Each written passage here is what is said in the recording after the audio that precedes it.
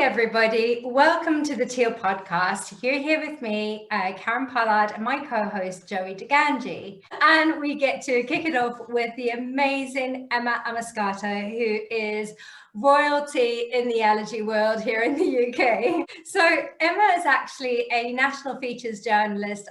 She's a writer, she's a blogger, and there's more exciting stuff coming with mental health this year as well. Emma's no stranger to food allergies because her own children were diagnosed with multiple allergies when they were younger. And when she couldn't find the information support she needed, she wrote a best-selling book. So, and that was actually this here, Living with Allergies, Practical Tips for the Family, which has also been followed up with You, Me and Food Allergies, which is geared towards children with information empowering them with how to manage their allergies as well. So the other thing to know about Emma is that she's been featured in numerous media outlets, raising awareness all over the place. You've seen her on BBC News, This Morning, LBC Radio, The Scientist, The Times and The Sun, etc., etc. She's a speaker. She's a panelist, an industry consultant, and a judge. So you've probably seen Emma in the Free From Food Awards and the Allergy UK Hero Awards. Welcome to the Teal Podcast, Emma. Thank you. That was a bit of an awesome introduction there. I like the royalty. We'll take that one. Just to start off with, obviously, you're just a beacon in the allergy community.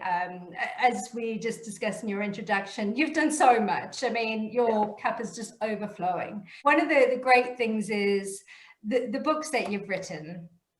It's been an absolute guide and a support for so many families. And I love the fact that it's the same color as teal. So one of the things that we absolutely love about your books, Emma, I've actually just finished reading Living with Allergies. And even though we're quite familiar with educating ourselves around allergies, I think it's just such a wonderful guide. And I think one of the things that I love about it is that you can actually just dip in and out of it. It really is a whistle-stop tour about everything that you can possibly think of to navigate.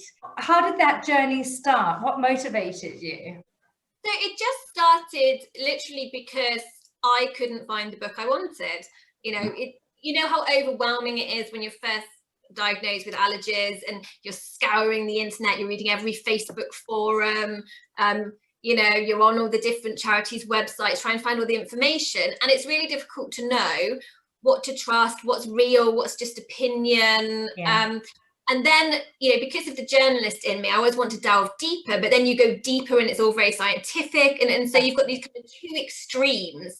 I just wanted something that met in the middle, that laid out all the scientific information, but in an easy to understand way. But also had practical tips for people that were still quite, evidence-based. And I wanted people just to be able to pick it up and know everything in here I can trust. And it's true and it's real, and that's why it's so important to me to have the interviews with all the experts, which I loved because I love interviewing people, and just to get that insight, and also to get it backed by Allergy UK, just so that you knew it was something that had been properly clinically looked over. Now, when you were creating all of this, can you tell us a little bit about kind of like what that process was like their involvement? Were you interviewing them, like a little bit more about how that went? I think that's really interesting. So I'd come up with the idea for the book, and then I eventually got a book deal for it. And I knew I'd seen that they had backed other books, what are they called now? The great cookbooks, the Allergy Free Family Cookbook. I'd seen that Allergy UK had backed that, so I was like, I want some of that. How do we do that? How does that happen? Gotcha. I want that. So I approached them and said, what happens? What do we do? And basically, you have to pay them a fee for them to clinically review it, for them to read the whole thing, give any feedback.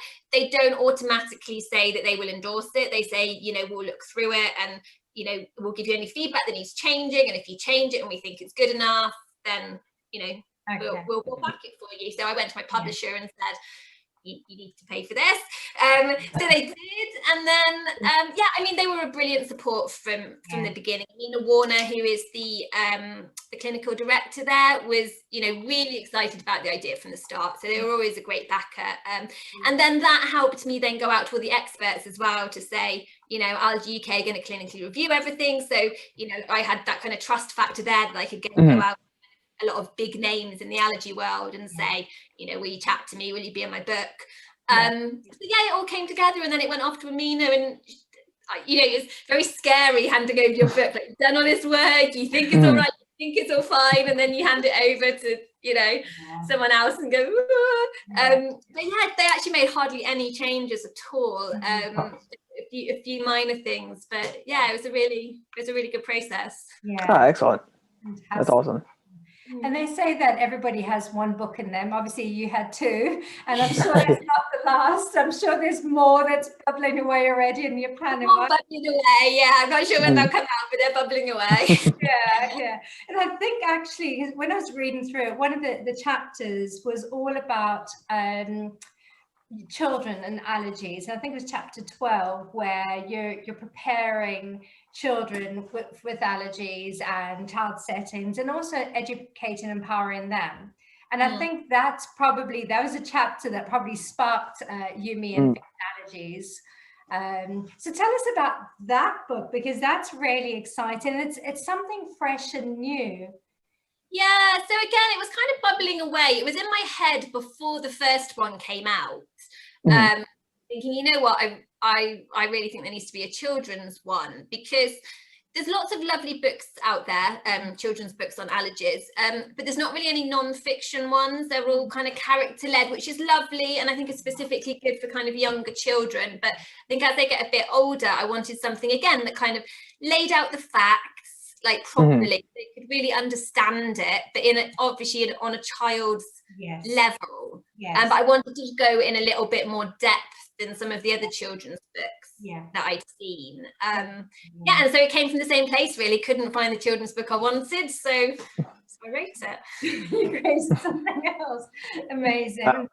One of the things that I love doing, because we've actually been using it as a fantastic tool in our house, and Aoife is going to be 4, or she's just turned 4 actually. So for us, it was great, because I think even at her age group, it's a fantastic tool, and it visually just communicates what you want to help prepare them for.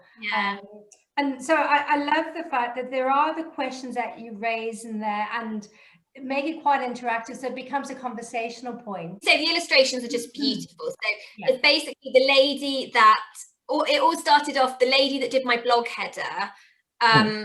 When I was looking for somebody to do the front cover of the book, one of my friends, actually, Ali, who's Miss Allergic Reactor, she said, why don't you talk to the lady who did your blog header, because that's really you. And I thought, that's such a great idea. So I went to her, and she illustrates books, so she did my front cover of the first one. And then when I was thinking of the kids one, I was like, I so want her to do it, because I just love her designs. So I literally just sent her, and I'm not even exaggerating, like, stick figures. I cannot draw to save my life. A little explanations of what all my pictures were, and then all the text I wanted around it, and she brought it all to life. So she was amazing. Wow. As you said, I wanted it to be quite interactive. It's a kids' book, you want to keep their attention, but I also wanted them very much to be part of the process, so it not being something you just read to them, but it spark conversations or get them thinking about things. And I think it would actually be, as well as for families, I think this book would be a fantastic tools in schools. I would love to see it more in schools. I mean, we've had some buying them, which has been lovely. Schools and preschools have been ordering them, but I would love to see it more widely used in schools. For sure.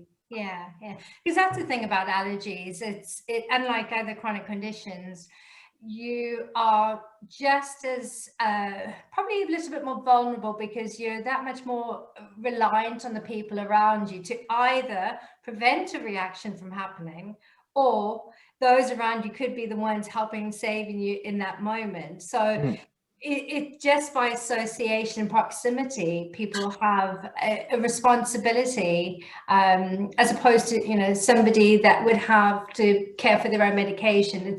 It's that different level and that different layer. What's your advice then for parents with younger children who are in primary school as to how, because that's the first time really, other than those that have been in preschool settings, but actually I think primary school is that marker where you're really taking some of your 100% control and responsibility and handing that over. You know, it's scary. It's a huge step. I think with allergies, any change is difficult. You know, you get into a bubble of, I've got this, I know how to deal with this, and then something else happens. And as you say, going to primary school is a huge one. It's letting go of some of that control. Everyone's not so closely watched as they are at preschool. So, you know, there's a lot of different factors going into it. So I think my first piece of advice would be it starts at home. Talk to your child. We all want to wrap them in cotton wool. We want to avoid having those difficult conversations. But actually at the heart of it, for your child's long-term kind of health and happiness, you have to help them advocate for themselves and really understand what's going on. Simple rules to follow. You know, keep it simple in terms of, no food sharing. You know, always tell a teacher, if you're not comfortable with something or you feel ill, simple things that they can follow and they can stick to. So I think it starts at home with your child. But as you say, it goes wider than that, because we're not just relying on your child. We have to then rely on the teachers and the head teachers and the dinner ladies and the other kids as well. So I would set it up early before your child starts school. Ask those questions when you're looking around schools, and it doesn't necessarily matter if school has had somebody with allergies before. It's more their reaction and their approach to things. If you talk to them and they seem very standoffish or unwilling to learn, then that's maybe not the place for you. But if you speak to somebody that seems accommodating and you can work with them, I think it's that level of communication that's so important. To sit down with them beforehand, to have that chat. I've got a couple of free templates on the UME and Food Allergies website, one for a risk assessment and one for setting up a food allergy management plan. You can sit down with the teachers and go through and really make sure you've got everything clearly in place. I think the next step is the education, both of the teachers, the head teachers, but also the children as well. You don't want it to be a secret, something that your kid isn't happy talking about, or the other children are a bit confused about. So whether you're using my book or you're having an assembly or wherever it may be, opening up that conversation, because actually I found my kids' friends are their best supporters. They will look out for them. Kids naturally look out for each other and want to help. But if you don't let them understand and you don't let them in, they can't do that. And then they might be fed, not very helpful messages from home or from other places. So you want to give them that chance. Yeah. Joey, you were nodding your head there. Does that all sound very familiar with your upbringing? Yeah, absolutely. I mean, the whole time growing up, even through college and even through, my career now, like my best advocate, I'm always surrounded by people that are finding ways to look out for me. They're checking on the allergens. If they think that they might have seen someone kind of cross up something, they'll mention it. But finding those classmates to take care of you, that just really it speaks to my experience as well. Yeah. And as far as educating, so some of the other families, for example, at the school, I know one thing my parents would do, because they, at the point when I was growing up, there wasn't resources like your books out. They were kind of calling an audible as they went. But one of the strategies that they used pretty effectively was they would write letters, and the teacher would send that home on kind of the first day of school. You get all of your onboarding materials, and they would send that to the families, just kind of and just saying hey, just so you know, we have Joey, he's got food allergies. Here's what that means, and here's what we're going to be doing in part of these settings. Here's what we're going to be doing to keep him safe, just to give you an idea of what we're going to be, what that process looks like. Have you Yeah, just wondering, like, do you have any other suggestions, like either besides or in addition to or in place of that, that you think are really good ways to kind of like open up that communication between your family and the families of non-food allergic children? No, I think that's a great idea, and it's something we did when the kids started school. So we did it when they both started school. We sent a letter out to the parent, just kind of introducing and saying, yeah, exactly that. Another thing I've done is join reluctantly to start with the Parent Teacher Association. Okay. You're a big gamer. Yeah, I was trying to avoid it for a number of reasons, but partly also because I didn't want to, you don't always want to be that parent that's always talking about food allergies. Yeah. But actually, it got to the point where I had to be that parent anyway, whether I was on the association or not, because you realise, every event involves food in some way. And so I decided it was much easier to be on the inside and at least, right, helping with everything else, and then be able to, lead those conversations or point them in the right direction, make everything inclusive for everyone, from the inside out. And actually, that's been a really positive experience. Although I was reluctant to get involved, it has been a really positive one. Just to show them how easy it can be to make things inclusive. It's not about anybody missing out. It's just often small changes that can make. Yeah, definitely. And I think that's a very interesting strategy and point, because allergy people aren't difficult to please, and it is about communication, and it is, yes, it's more help than hinder if you're actually driving that from like you said, from inside the inner circle. And it's easier rather than being seen as that critic standing on the sidelines. Yeah, and our lives revolve around food, let's face it. We do, and I don't think you ever notice until food becomes an issue. I don't think I ever thought about it. Until suddenly food is, a bit scary and a bit worrying. You realise that it's just central to, celebrations, isn't it? Parties, or everything, every social event. Kind of food to do it. Absolutely. And actually that brings me onto another point, actually, because with all that, you carry a lot psychologically, as well as managing the logistics around allergies and that. There is the emotional impact. And I know that that's something that's very close to your heart. What do you think are the most common emotional challenges faced by food allergy families?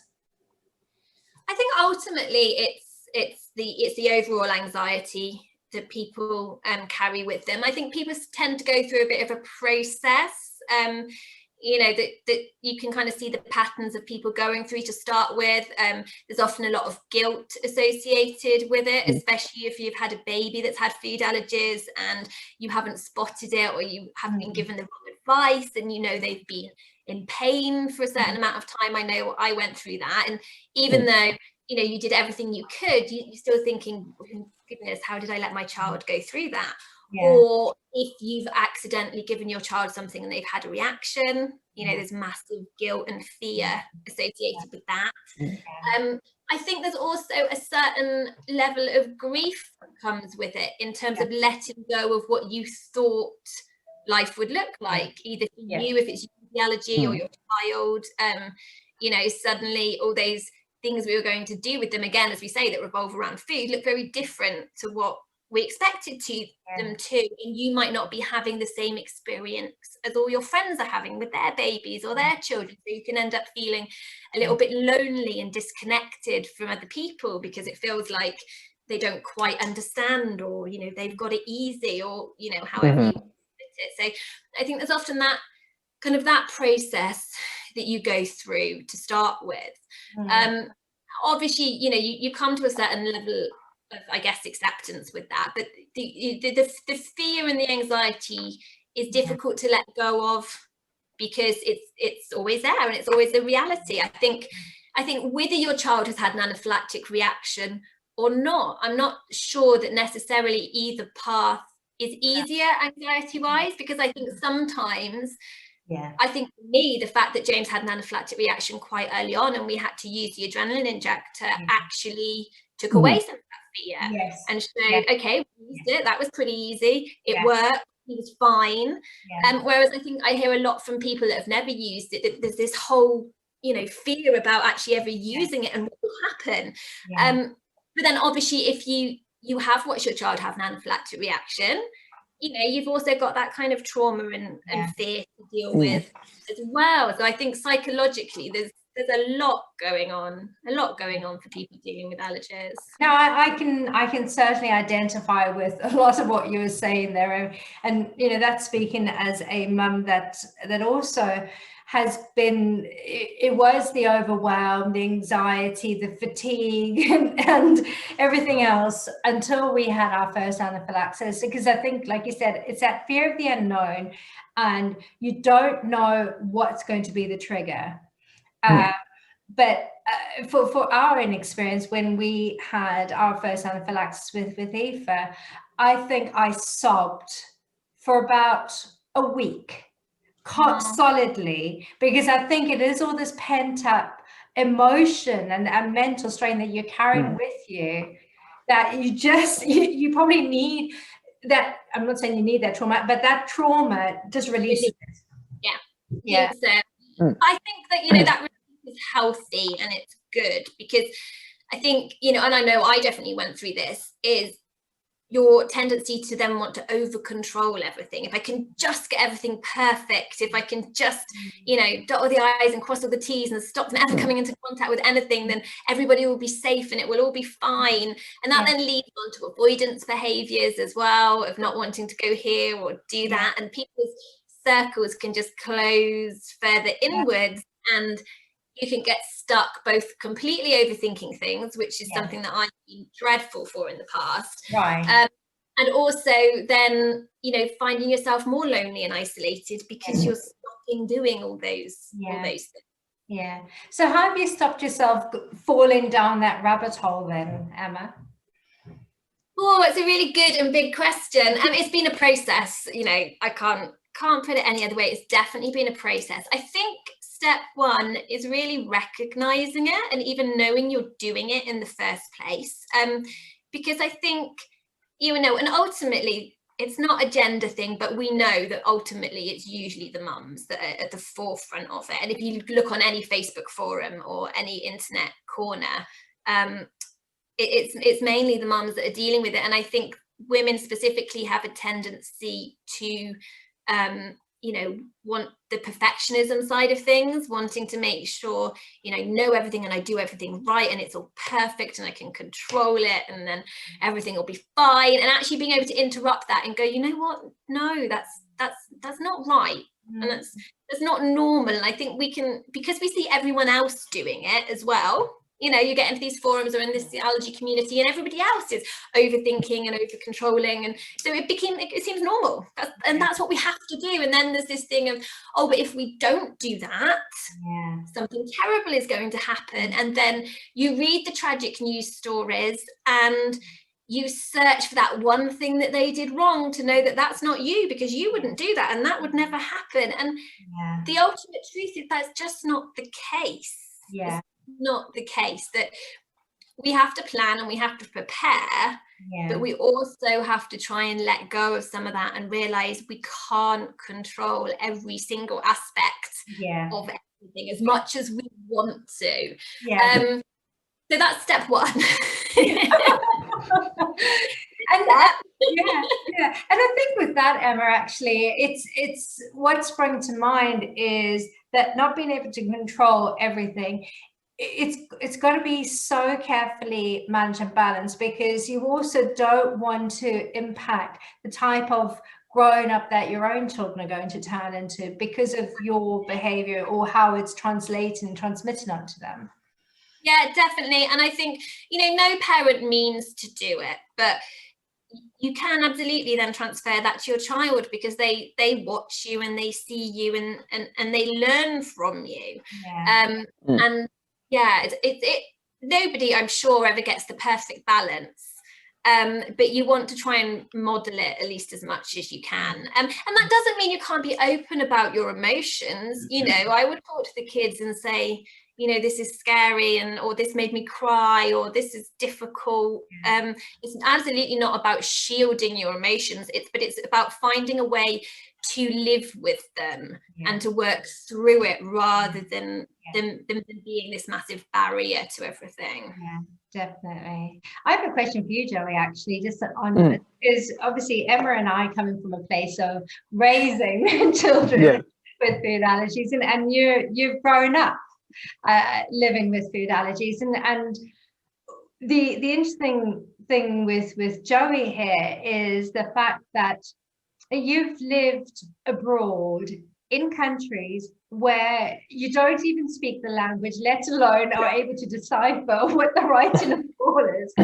And it was in one of those situations that you probably experienced one of your worst anaphylaxis episodes. How did you overcome that emotionally then, and not let that hold you back and deal with things? So, I mean, it was definitely, you say, like, I for probably the next week, I didn't eat anywhere other than the 7-Eleven, which in Taiwan, they're very, very common. You can see as many as like 3 on the block. So like they're everywhere. They're very consistent, quality, everything like that across the board. So like I just kind of really retreated back to exactly what I know, where it was really comfortable, and I knew I would get the same thing, the same item even every time, and any store you go to, it would be the same. So I really looked for kind of like that familiarity. And then I something that was in my own case kind of empowering was I knew I was doing something to kind of move forward on that. I started trying to, at the time, that was when I started really building the app to help translate, and that was kind of the very start of my software development journey. So for me, it just felt like I was doing something to move forward. At that point, I didn't even know if it was going to work, if I was going to be able to figure it, but just I had that idea that I was doing something to make forward progress. It kind of helped me feel like I had a little bit more control of the situation. I think that's really important. I think on two fronts. One, that thing that sometimes we do just have to retreat, and that's okay to give yourself time to process it and to go back to your safe little bubble. That's fine. We need to do that. We need to step away. But as you say, it's then about how do we take those steps forward. And I think probably all three of us, for us being able to help other people or talk about it's part of that process, and it's part of that therapy to be able to feel like you're doing something good with those experiences. I think 2020 what a year that was. So interestingly enough, I mean, allergies and COVID have been a very interesting conversation right through the year. So many things happened with the shortages in supermarkets. So food shortages was a big consideration. Then there was the anxiety of kids being at school, kids not being at school, but then getting into a comfort bubble because all of a sudden those external risk factors were gone. Then the anxiety going back into school again. And but in a way, I think what was interesting is the whole hygiene standards went up a notch, which is in allergy children's favors. But one of the big things that was very recognizable, obviously, we're not going to talk about the vaccine at the moment because there's still so much uncertainty and unknowns around that. But just generally, healthcare and allergy journeys, because you guys how did you continue your own personal allergy journeys with your children in 2020? So early on in the year, we were due to go to the allergy clinic. I think it was around March or April time. It was right at the beginning of lockdown. So obviously that was all cancelled. And then, as you say, in some ways, it was really nice because you didn't have to worry about eating out, or you didn't have to worry about anyone else, serving your children or any of those external factors. So actually, allergy-wise, although anxiety was high with everything else, allergy anxiety was way lower because we didn't have to think about any of that. I think for a lot of people, as you say, that transition back was tricky, especially things like food being given in the classroom. Some schools weren't doing it in the school hall, they were doing it back in the classroom. We were actually really lucky. Everything, we spoke to the school, everything carried on fine. And as you say, the hygiene standards went up.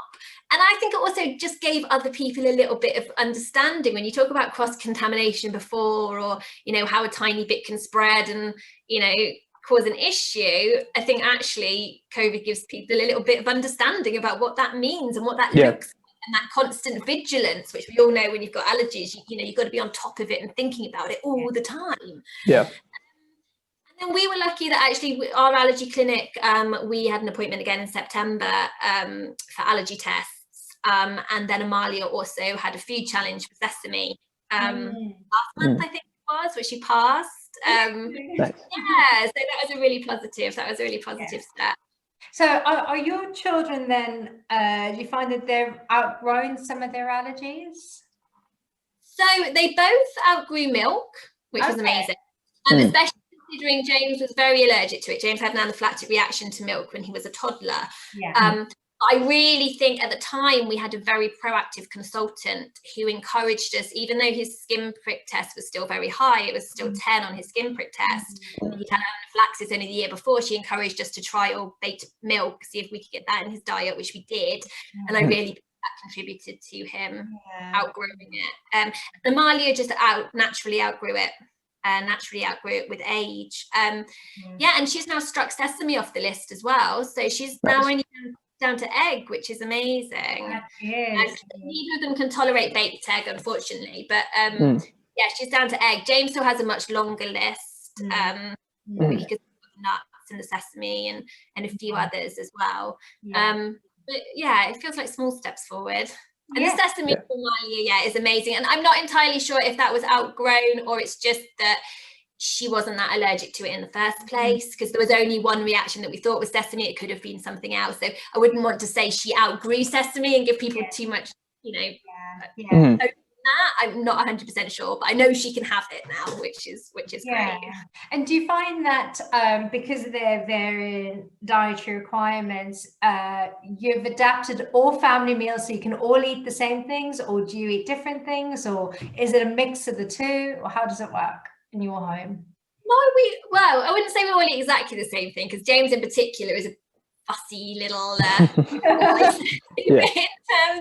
in terms of allergens. We all eat the same thing. It was slightly different when James had outgrown his milk allergy and Amalia hadn't.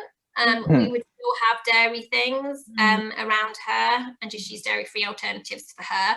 But now that one's gone, we don't use any nuts or sesame. We don't use any eggs in the house either. So we pretty much all eat the same thing. One of the things that I struck with me with you this Emma is a tweet of yours all around, and I think it was a very interesting talking point. It was all around allergy related product recalls.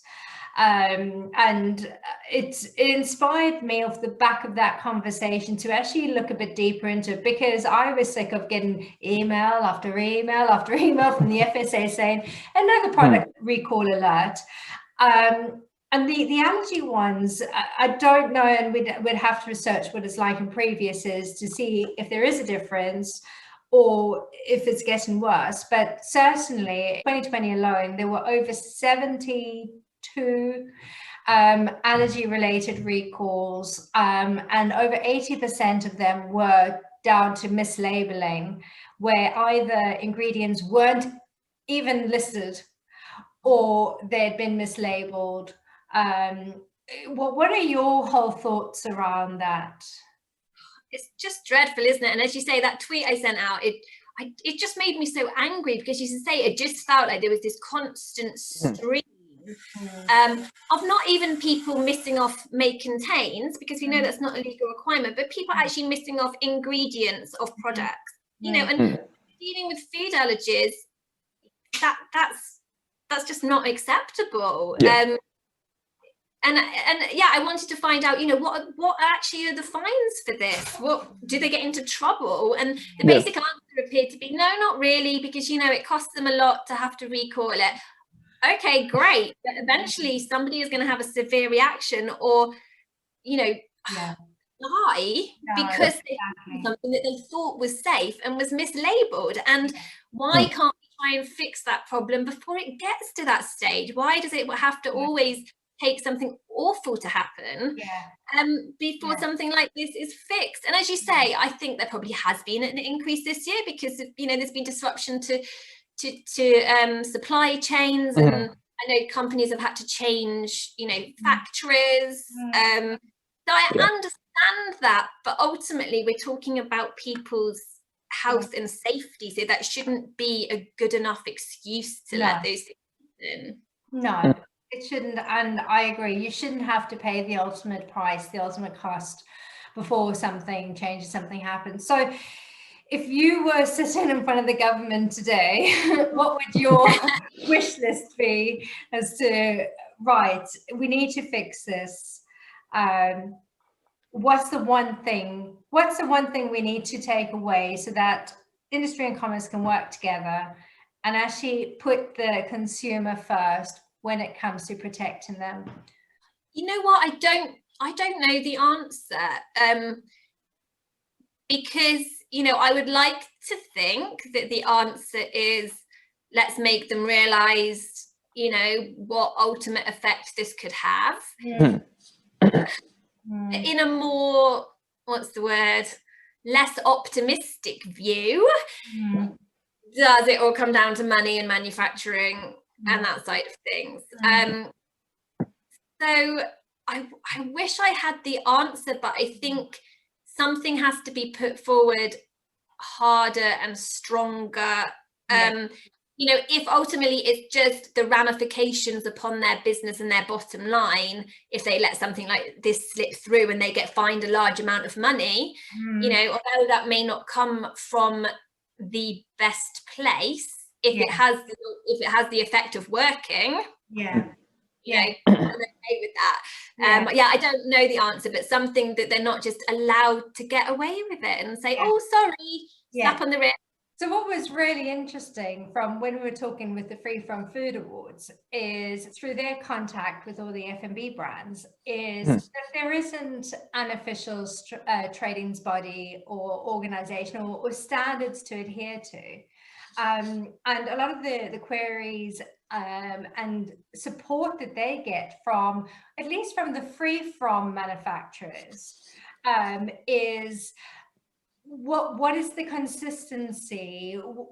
What should they be adhering to? And one of the things that they were talking about is even just looking at labeling and having labeling consistent, whether it's allergies in bold or allergies in yellow or in italics, is just actually, let's just make that consistent. And I think that the consensus was bold anyway, because I think that's what the eye is naturally used to. But the other thing that springs to mind, and what you were talking about, Emma, goes far beyond that, and it goes back to the quality control before it even leaves the premises. And that seems to be something that has slipped, and it's not acceptable. I completely agree with you there, because that's always our fear. We're so, as allergy families, we're so tuned into relying on the information in front of us. And that's what we base our judgment on. So we will actually always take whatever that writing is as gospel, and that's our Bible that we stick to. And that's a scary thing, isn't it? You get so used to reading labels and checking contents of food, but if you can't trust that, what do you do next? Exactly. And you think, you know, just from like the food allergy kid perspective, like from the time I could read everything, I checked the label. I checked it. Your turn. You check. Like that was how we ate everyththing. We never let anything into the house without, you know, even though my parents checked it, and they knew it was. They would hand it to me. So you have to check it. What if that doesn't work? I mean, that is the basis of every bit of preparation my parents ever, you know, gave me. Like that's when that fails, you have nothing left. I mean, that's huge. And you're a judge on the Free From Food Awards, so just changing ideas there a bit. there's been a massive explosion in the free from industry, hasn't there? And probably even in the time you've been involved. Yeah, absolutely. So I think I've done it, I don't know if it's 4 or 5 years now, but yeah, just in the time I've been doing it, there's been a massive explosion. You know, certain areas, particularly dairy free, particularly cheese, you know, has just gone crazy in a really good way.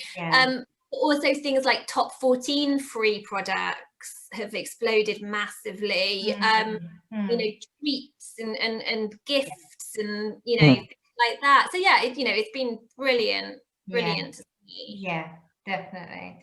It's certainly been a celebration of inclusivity that we've seen, and I think people are excited. It's a brand new space. The opportunities are unlimited, because I think it's forcing manufacturers and entrepreneurs to do is be more creative, be like the allergy parent at home, and not focus on what you can't have. So what can you have, and how can you make it work? We're amazing tweakers, aren't we? We're amazing tweakers. And I think, you know, there's some really brilliant kind of small businesses and ones, you know, like Creative Nature, who have grown out of that need and that real understanding of it. I think we're seeing more mainstream companies and supermarkets take it on as well. Now, okay, that might be more market led in terms of, you know, vegan and gluten free than necessarily the allergy world, but we do all benefit from it. I think there's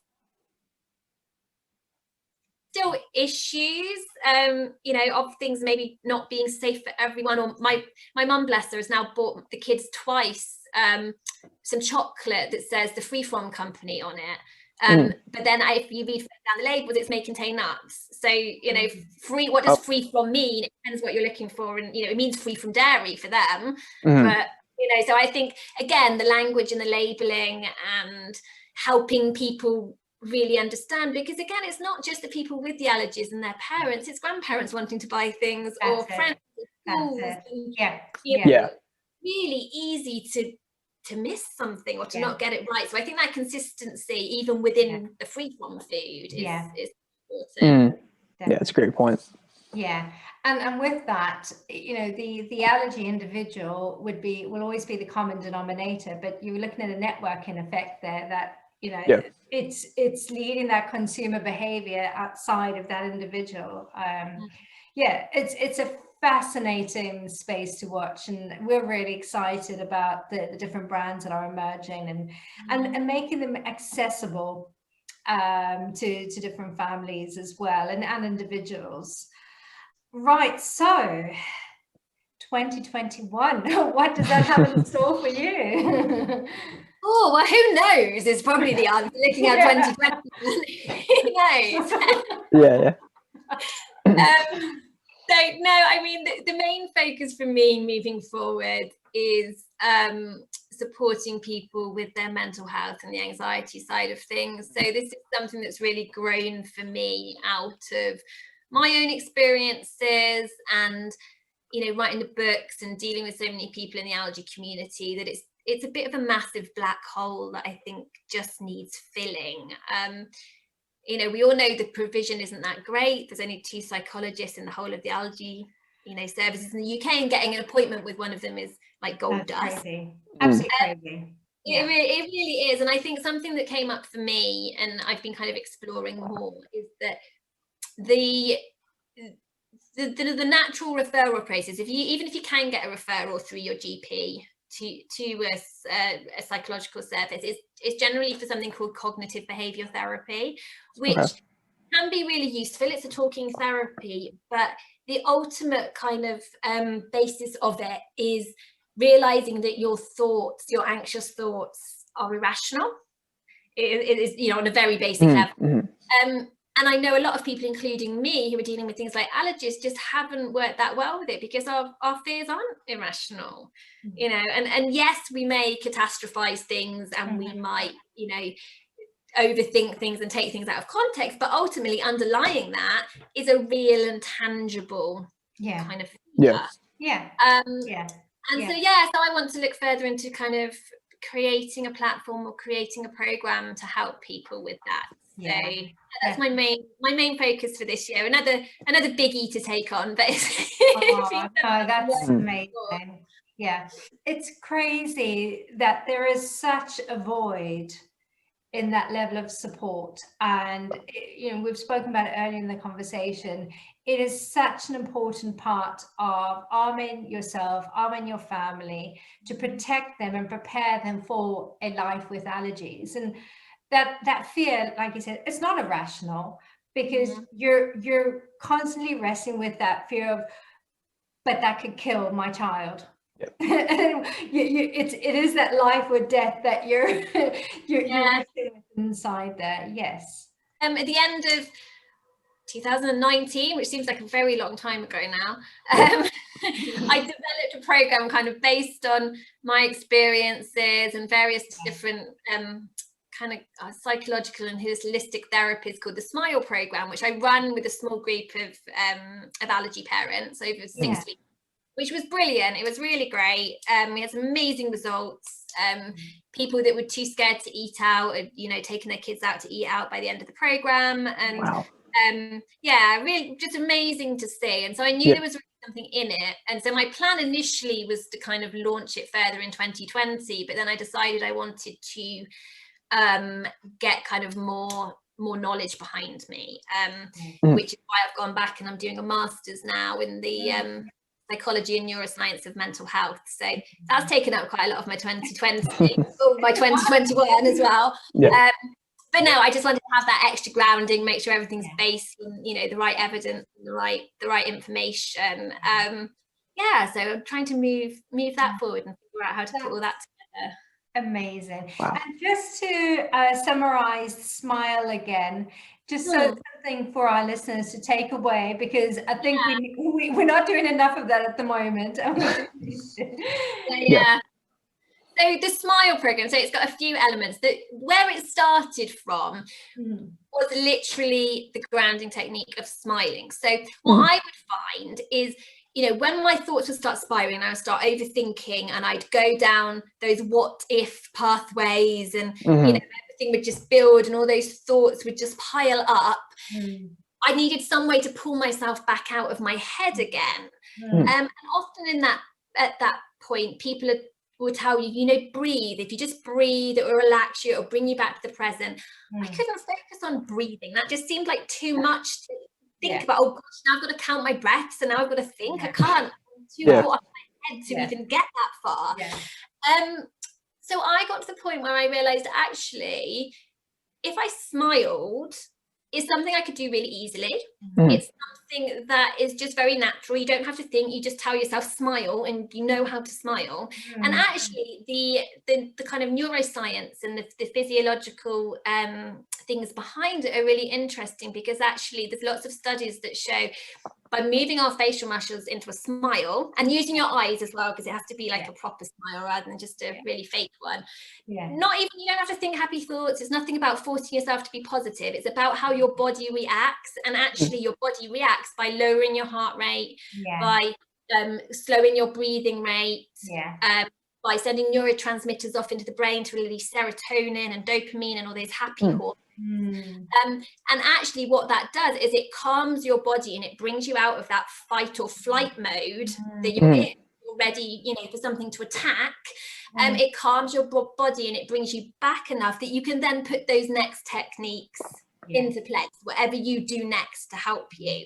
So that's where really it started. It was something I don't know where I found it or why I decided to do it, but the more I looked into it, the more I realized that there was actually a lot of science behind it, and actually it really works. So that was really interesting, and something exploring more. Shami's looking at me like, whoa. That's it makes sense. It's just that's really, I know. Wow. Wow. I don't know why more people aren't talking about it, because once you look in, there's plenty of scientific studies over the years that have covered it. And I think this is quite, it's part of the reason I went back to do the masters, is I think, like lots of different things, everyone gets stuck in a certain way of, this is how we do things, and this is the advice we give, and this is what everyone says. Whereas actually I felt like that needed to be disrupted a bit, in terms of what's available and also what works in certain circumstances. Right. So yeah, that's the core of the S.M.I.L.E program. And then because I'm a journalist and I like a good play on words, it then digs a bit deeper, and it goes, looks at self-compassion and self-care being the first one, mindfulness, and mindfulness that I don't mean necessarily meditation by that. I just mean learning to live more in the present, which I think is so important when you're dealing with all that anxiety and those what ifs, actually bringing yourself back to the now. I is for investigating your thoughts, and so that is a bit of kind of CBT, looking at, actually, do I need to believe those thoughts? Is there evidence against it? Really looking a bit deeper about what we're thinking. Al is about for letting go of those limiting beliefs, and a bit like Joey was saying, like finding that way forward. What small steps can you take? What do you want life to look like? How can you get there? Really kind of giving yourself those tools to do that.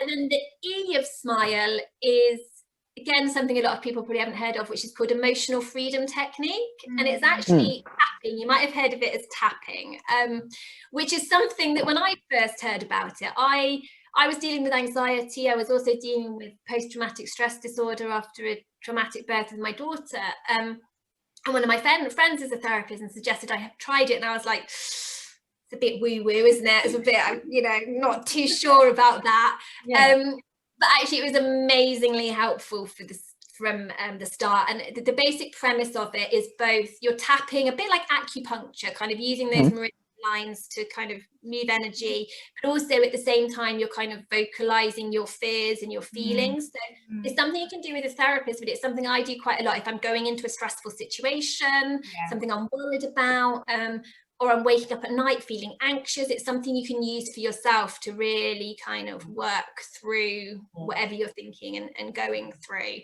So that's the kind of outline of the S.M.I.L.E program and what it looks like. That's amazing.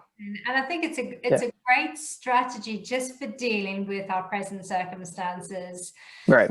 Mentally coping with the pandemic around us.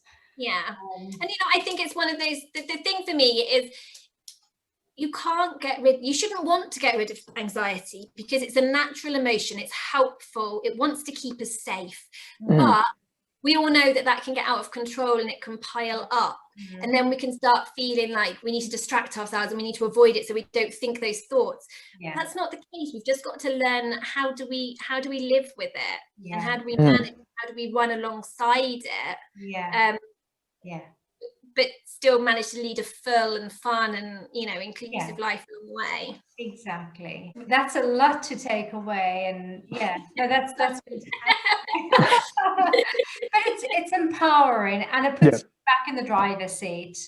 Exactly. I think that's a really good point. That you don't want to be a passive passenger to carry on the analogy.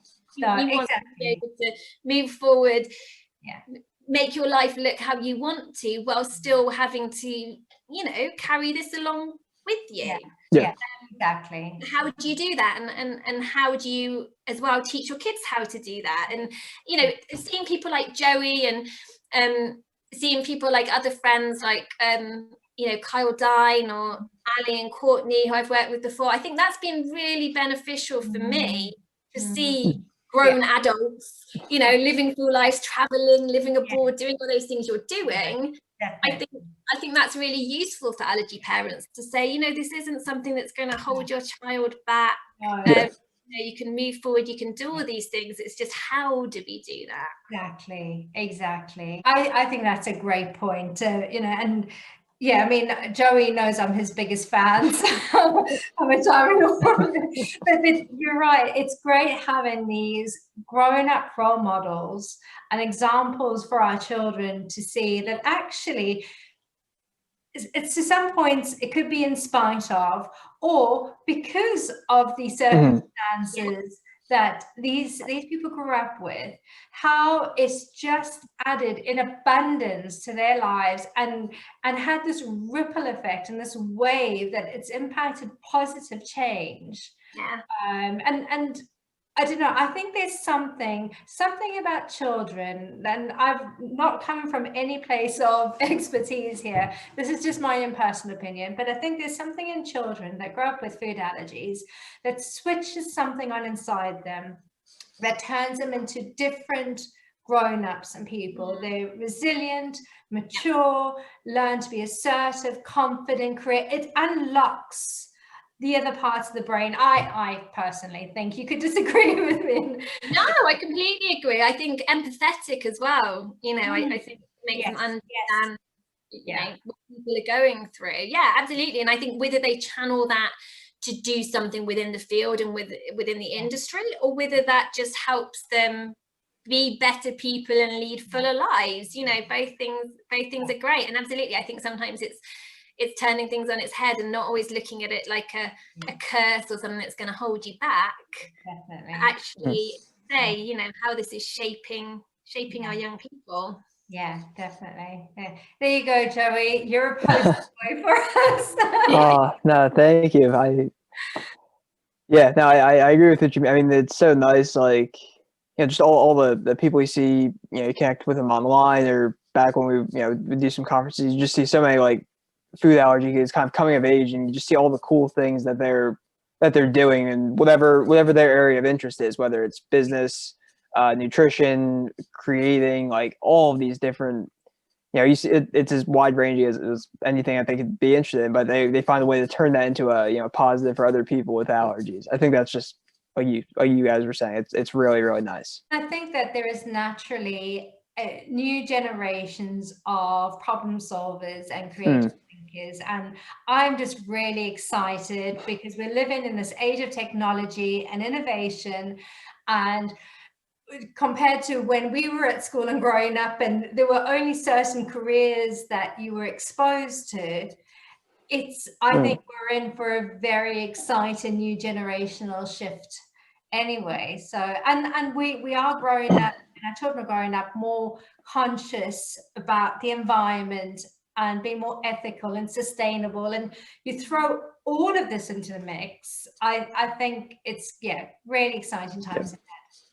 A last message for our listeners for 2021. What's one positive thing that they can take away? I mean, there's so much that we covered anyway, but one last fleeting message for them to go into 2021 strong.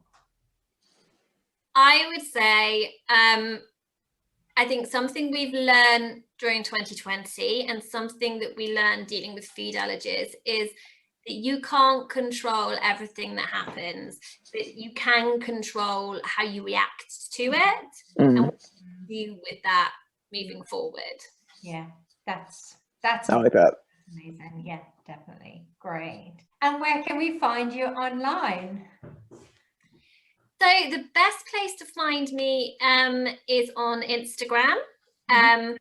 Either my personal account, where I talk a lot about mental health, which is Emma.Amoscato, or my allergy specific account, which is You, Me, and Food Allergies. You can find both my books on Amazon or on the website youmeandfoodallergies.com, and obviously on the app as well. Yes, absolutely. And you had a great deal over Black Friday, so our listeners will have to keep an eye out for some future deals coming as well. So hopefully I'll do another one in the new year, because it was really great to do that one. Fantastic. Great. Thank you so much. You've been an amazing guest, and we could probably sit here for hours chatting. Good, yeah. Good. So much to get into, isn't there? Another time, definitely. Well, thank you so much, Emma. Lovely having you on. And it was a pleasure. Take care, guys. Lovely to chat to you. Yeah, you as well. See ya. Bye. Bye.